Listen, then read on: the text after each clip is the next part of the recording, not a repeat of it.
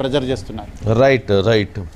Next అండి, పశ్చిమాసియాలో యుద్ధ బీభత్సం, ముదురుతున్న చమురు సంక్షోభం, ఆయిల్ రేట్స్ పెరిగాయండి, బంగారం వెండి రేట్లు తగ్గాయి.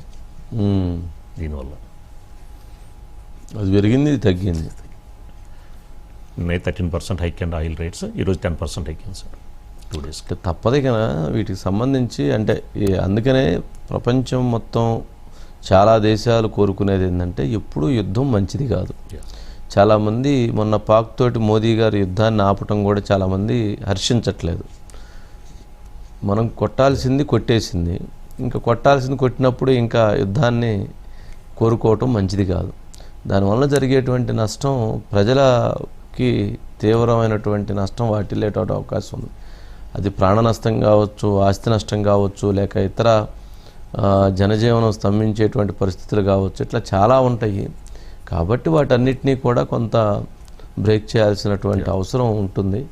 అందుకనే ప్రపంచ దేశాలు అడుగులు ముందుకు పడుతున్నాయి అంటున్నారు. చూడాలి. సురేష్ గారు ఉన్నారు.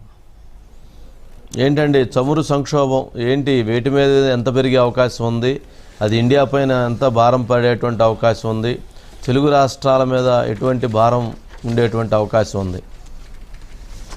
వంశీ గారు, మన భారతదేశం ఉపయోగిస్తున్న అంటే క్రూడ్ ఆయిల్లో 50% అంటే రోజుకి 2.5 మిలియన్ బ్యారెల్స్ ఈ హార్మోజ్ జలసంధి అంటే 33 కిలోమీటర్లు ఉంటుంది. అది ఇరాన్ అటుపక్క ఒమన్ ఉంటుంది, ఇటుపక్క ఇరాన్ ఉంటుంది. ఇప్పుడు ఇరాన్ కంట్రోల్ ఆ హార్మోజ్ జలసంధిని క్లోజ్ చేశామని చెప్పి ఇరాన్ ప్రకటించింది.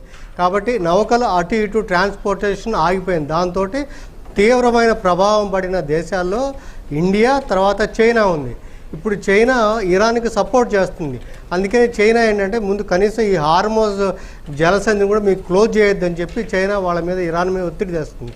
సో దాని మీద ఇరాన్ ఎంతవరకు దానికి ఆ జలసంధి నుంచి పట్టు సడలిస్తుంది అనే దాని మీద ఈ ధరల పెరుగుదల, చమురు ధరల పెరుగుదల, అలాగే ఎల్ఎన్జీ పెరుగుదల ఉండే అవకాశం ఉంది. అయితే మన కేంద్రం ప్రకటించిన దాని ప్రకారం మన దేశంలో ఇప్పటికి 100 మిలియన్ బ్యారెల్స్ నిల్వ ఉంది, క్రూడ్ ఆయిల్ నిల్వ ఉంది. ఇది 25 రోజులు లేకపోతే 40 రోజుల వరకు సరిపోయే అవకాశం ఉంది. కాబట్టి అప్పటి వరకు కూడా మేము ఈ రేట్లు పెరగవు. ఆల్రెడీ $70 ఉన్న బ్యారెల్ ఇప్పుడు ఆల్రెడీ $80 అయింది. దాన్ని $100 కూడా అవుతుంది అని చెప్పి 2-3 రోజుల్లోనే $100 పెరిగే అవకాశం ఉందని చెప్పి అంచనాలు వస్తున్నాయి. అయితే కేంద్ర ప్రభుత్వం మాత్రం ఇప్పుడు దాని మీద అబ్జార్బేషన్ మేమే చేసుకుంటాము, ఎందుకంటే మనకి 25 అంటే రోజులకు సరిపడే నిల్వలు ఉన్నాయని చెప్తున్నారు. అయితే ఈ జలసంధి కనుక దీర్ఘకాలం కనుక ఆగితే వేరే రూట్లో తీసుకురావాలన్నా కానీ డిస్టెన్స్ పెరిగి ఆ రకంగా ఎక్కువ రేట్లు మన మీద పడే అవకాశం ఉంది. కాబట్టి అప్పుడై ఛార్జీలు పెంచే అవకాశం ఉంది. అంటే ఈ పెట్రోల్ డీజిల్ ధరలు, ఇతరత ఎల్ఎన్జీ ధరలు పెరిగే అవకాశం ఉంది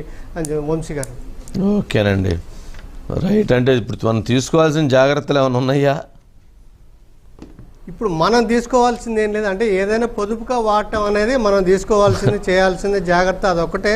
కేంద్ర ప్రభుత్వం ఏంటంటే ఆల్రెడీ నిల్వలు ఉన్నాయి కాబట్టి ఇప్పుడేట్లుగా మేము మీ మీద భారం వేయము, ఎందుకంటే ఆల్రెడీ ఆందోళన రేట్లు పెరిగే ఆందోళన మొదలైంది.